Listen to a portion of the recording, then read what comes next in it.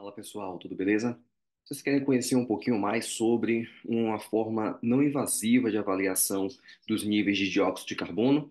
Então, vamos conhecer nesse momento um pouco sobre a capnografia. Vem comigo.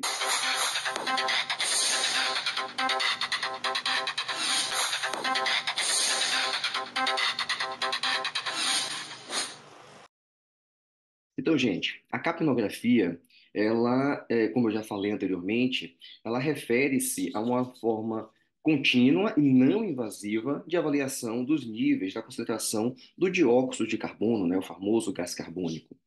Essa avaliação, ela ocorrerá em tempo real e dará sinais, alertará sobre a condição ventilatória a cada ciclo respiratório.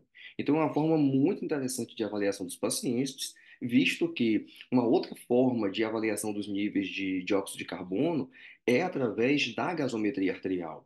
Mas, como visto lá na nossa aula sobre oximetria, é uma forma invasiva, dolorosa, então mais confiável, mas menos interessante para uma monitorização contínua dos nossos pacientes. E quais são os objetivos da capnografia? Objetivo um: avaliar episódios de depressão ventilatória. Então, toda vez que existe depressão ventilatória, existe uma diminuição do drive ventilatório, existe uma tendência de retenção do dióxido de carbono, e isso será sinalizado através da capnografia. Hipoventilação também, apneia, né, episódios de apneia também, todos esses eventos levarão a aumento dos níveis de dióxido de carbono. Da mesma forma, se o paciente ele tem um aumento do drive, né, uma exacerbação do drive, se esse paciente tem uma episódio de hiperventilação, isso levará a uma diminuição dos níveis de CO2. É muito importante lembrar que o nosso volume minuto ele é inversamente proporcional aos níveis de CO2. Então, quanto maior o volume minuto, menor os níveis de CO2. E quando está indicada, né, a capnografia? Toda vez que você quer verificar a posição do tubo endotraqueal. Então, existem várias ferramentas, várias formas. O médico foi lá, terminou de entubar o paciente. Existem várias opções para determinar se efetivamente o tubo ele está na posição correta ou não. Uma dessas formas é através da capnografia. A avaliação da circulação pulmonar, né, se está tudo correndo da maneira que deveria, otimização da ventilação mecânica, então algumas formas de assincronia, a utilização de parâmetros inadequados podem levar ao aumento ou diminuição do CO2, que será sinalizado através também desse método, né, da capnografia.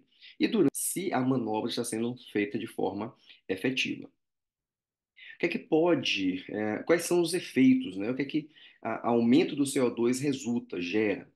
Aumento da atividade muscular respiratória, então existe uma necessidade de se aumentar. O nível de CO2 aumentou, eu preciso aumentar a atividade muscular para diminuir esses níveis de CO2. Isso também levará a aumento de reflexo da atividade dos nervos cranianos, diminuição da resistência ao fluxo nas vias aéreas, aumento da atividade simpática e parasimpática, e também aumento do fluxo sanguíneo cerebral e liberação de catecolaminas. Então, principalmente diante da situação de um paciente neurocrítico, o cuidado com o CO2 é muito importante. Níveis elevados de CO2 a nível central geram um quadro de vasodilatação. Baixos níveis de CO2 tendem a gerar vasoconstricção. E esses dois extremos podem ser extremamente lesivos para esse paciente. Então é importante diferenciar o que é capnometria, o que é o capnógrafo e o que é capnografia. Capnógrafo é o aparelho, existem, né, vários métodos de avaliação, métodos mais proximais, métodos mais distais, mas capnógrafo é o aparelho. Capnometria é exatamente o valor que aparece, daqui a pouco veremos um pouco melhor sobre, o valor que aparece no aparelho.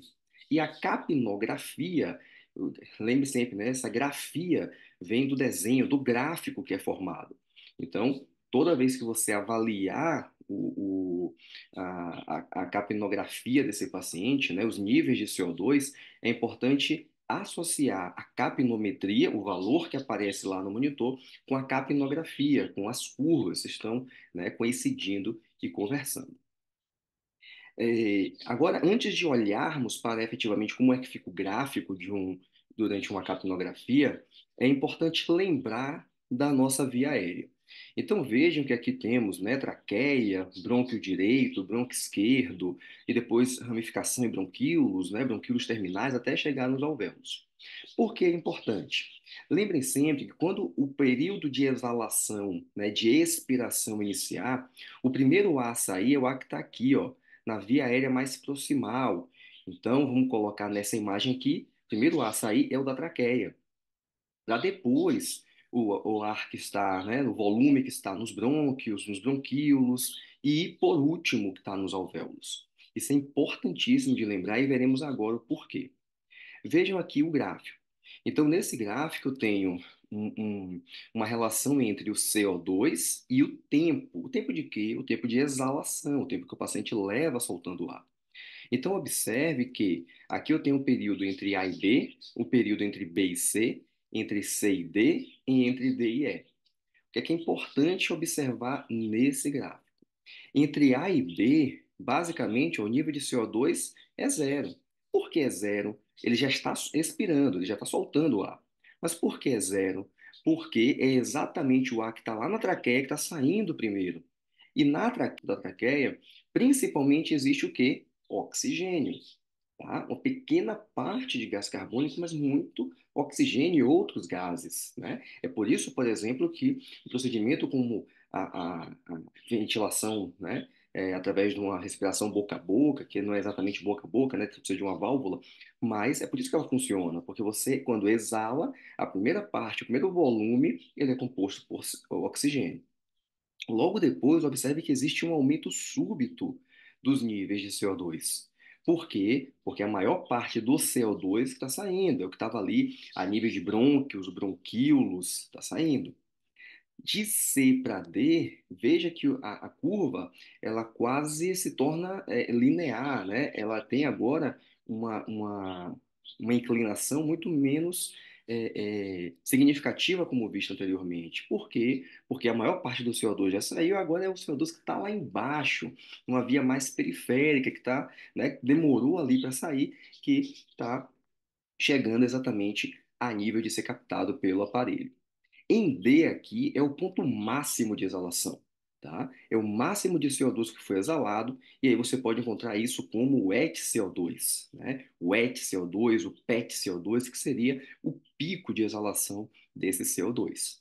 E entre D e E, o que é que verificamos? Por que dessa queda? Porque já terminou a expiração e esse indivíduo agora começou a inspirar. Então, o nível que é captado pelo capnógrafo, né, de CO2 não existe, porque está agora existindo a entrada de ar e não mais a saída, até retornar aqui para o E, e aí começaremos novamente, né, o período ali de A a B, quando o paciente já começa a expirar, mas primeiro sai o que está na traqueia, e todo o ciclo que vimos, né, nesse gráfico. Então, quais são os fatores que podem alterar esse EtCO2, né, esse PetCO2, esse pico de exalação do CO2?